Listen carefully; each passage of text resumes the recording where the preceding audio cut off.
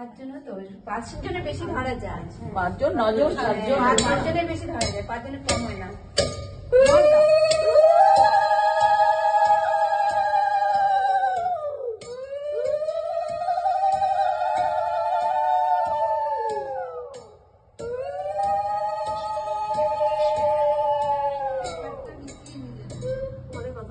হ্যাঁ এখন দেবে। হ্যাঁ এবার দাও। জ্বালানোর সময় পেপারটা লাগবে।